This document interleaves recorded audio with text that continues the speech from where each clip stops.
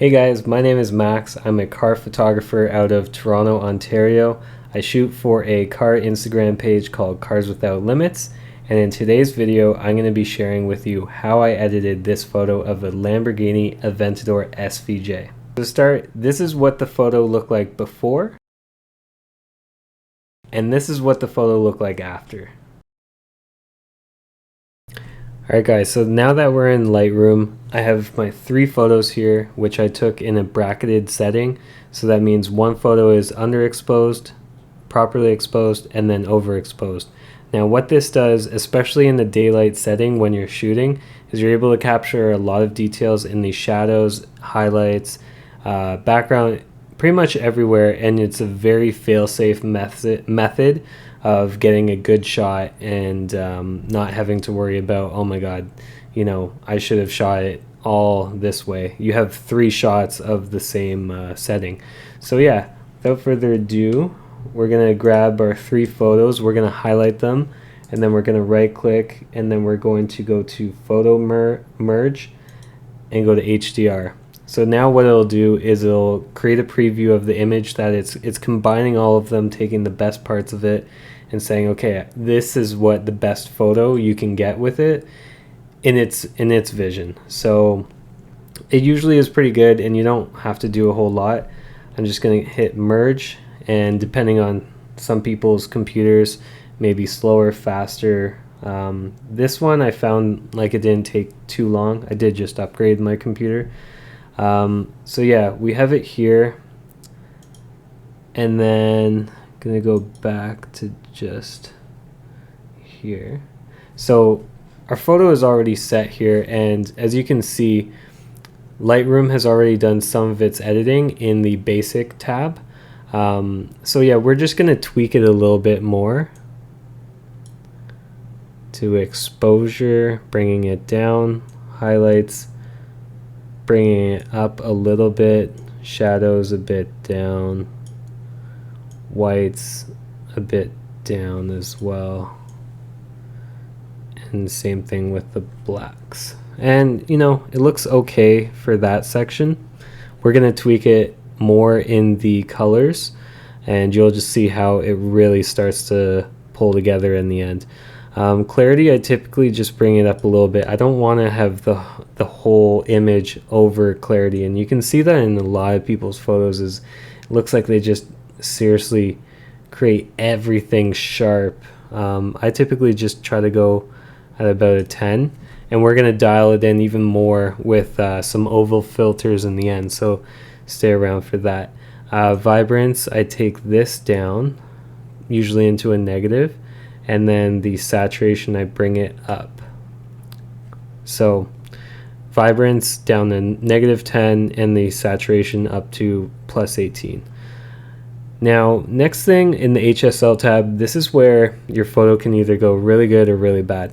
Now one thing to know is that for a car like the SVJ, the paint option on this car could be about $20,000. So when you're doing photos for a person with this car, the owner is definitely going to appreciate that you get the color matching correctly to how you saw it, which can be a very tricky thing. You have to put in a lot of different perspectives as to, you know, even as far as like the monitor you're editing at, and if it's been calibrated correctly.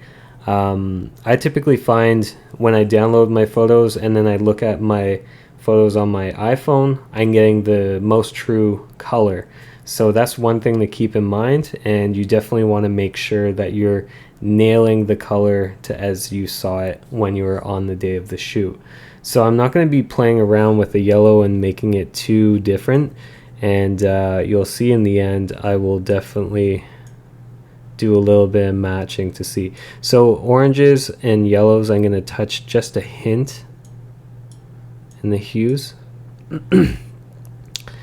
And then as well in the saturation, I'm going to bring it up because that's going to be where a majority of the data is in, as well as the reds of the striping around the car. Now the next big color that's in this photo is going to be the blues, which is in the sky. So I typically like to bring in the saturation of it, and with the luminance just kind of playing with that. So I'm going to introduce a little bit. Another thing I found out is that if you actually have a photo that doesn't have a whole lot of purple and magentas, you can actually bring this down, and this helps with removing chromatic aberrations as well. So something to think about. Aquas I'm not going to touch. Green, there's a little bit of green around here and maybe in some reflection, so I'll just bring that up. And yeah, I'll just play a little bit around with this. I'm trying to be very even with how I do it, so it's shifting it in different areas, but if we take a look right now, we're not changing the color too much here. It was more of like a yellowish orange, keeping in mind that the photo reference is a little bit overexposed. So that is going to be good for it, and we'll touch it up even a little bit more. Now we're going to go into the split toning. So the split toning, I usually do it the same way all the time. So in the hues, I go typically around a yellow orange, so around a 36, saturation at about 10. I'm not going to do anything drastic in here. Shadows, I go with a blue. I love blues in the shadows, because especially it being like a cool day. Now if you want to see how it's affected the photo is just by flicking it on and off. So I can see it more so in the shadows around here. That's where a lot of the shadows are in this photo, if you can tell. So yeah, it's just adding a little hint, but it's nice. Now the next thing I do is in sharpening, I bring it up to about 60, but not much more, because I don't need the whole photo to be sharpened. I'm just going to try to dial it in on the car itself. Transform, I don't have to change the angle or anything like that. When I actually shot this photo, I was using the in-camera settings to make sure that it was level, so we don't have anything to worry about there.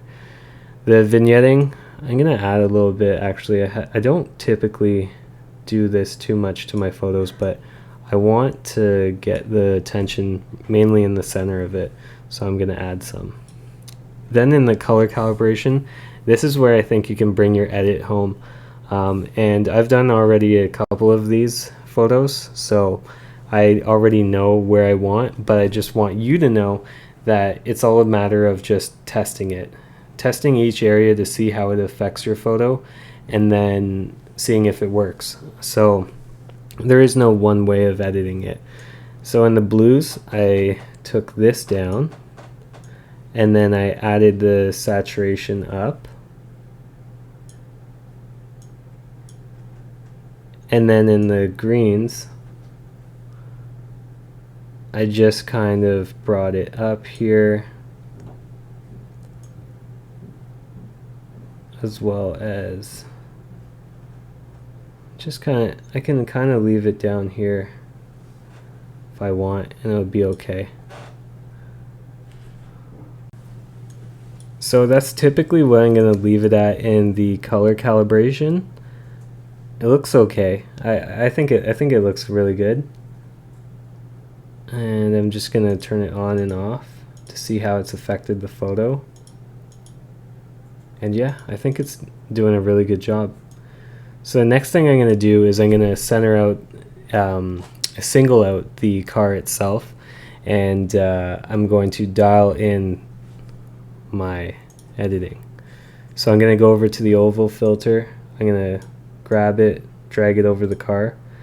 I'm going to see which areas it's affecting. So you can kind of see that it's gone all over the car, but it's also oversprayed a little bit, and I don't really need that, so I'm just going to go over to the brush, erase, and just erase around. So now it's not going to be touching anything around it.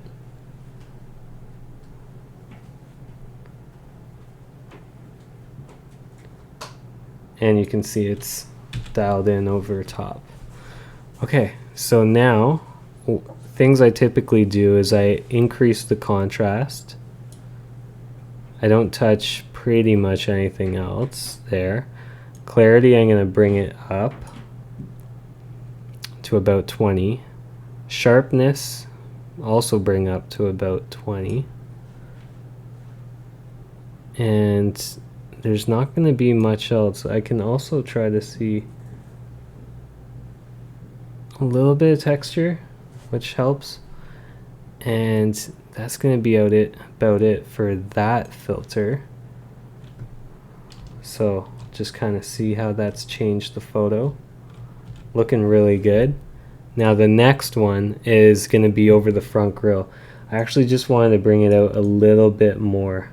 Like you can already see it, but you'll find in some other vehicles where the front grille isn't as depending on its shape, the car's shape, it's sometimes very hidden. So I like to just do another oval filter over it, and then I'm just going to bring up the shadows a little. And when I bring up the shadows, it kind of makes it less dark down here. So I'm just going to do a touch to the blacks. And I don't have to really touch anything there. And then yeah, let's see how those, you can really see. Just going to try to zoom in. Oops. I don't need a new filter here. I just want to grab.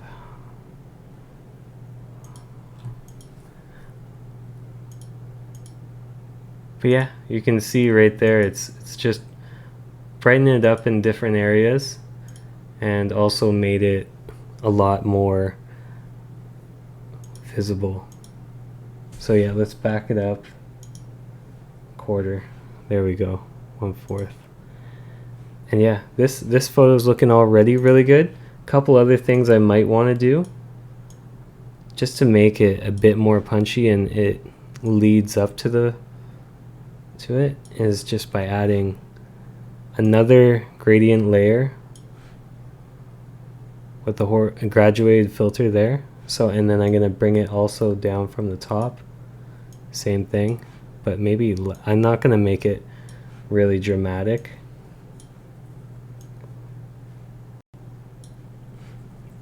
Do I even want that? I don't even know.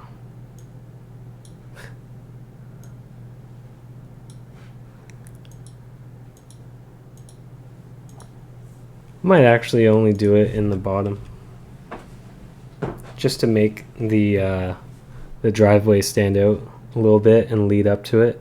And yeah, this is already looking pretty good to me. But one thing I do before I finish off the edit is I want to take a look at the paint color and just see that I've actually matched it to what it is. Now, when you have an overexposed image, you're going to see that it does change the color, right? But then when you go to a underexposed, like, it's going to be a bit of a different shade. So it kind of changes color a bit. But I am going to bring up the yellows.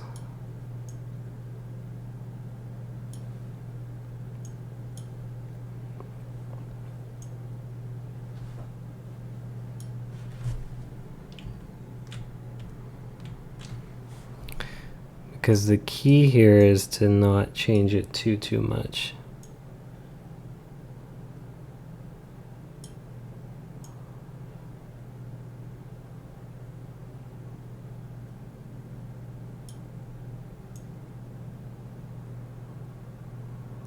So I'm just playing around with it.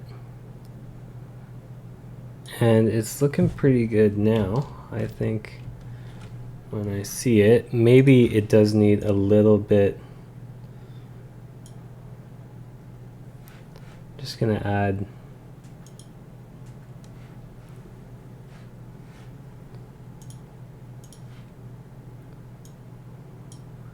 another, especially around the middle, where I kind of see.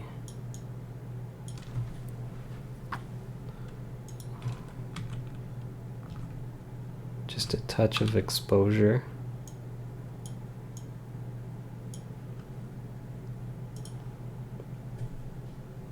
Done. And yeah, this is looking pretty good to me. This is looking very much like how I saw it on the day of the shoot. Yeah, granted, some of these colors are very hard to get. I've dealt with other Mercedes 4x4s, and those ones had like a specific like yellowish neon green, and it's just crazy hard to get. But I think I did a really good job of nailing the color down as well as the overall edit, and singling out the photo. And this being just shot on the driveway of somebody's house, I think it's looking really good for what it is. Alright guys, and that's it. So if you did enjoy this video, please leave a like. If you had any questions about the methods I took or anything else about photography editing, please leave it down below and I'll be answering all of your questions.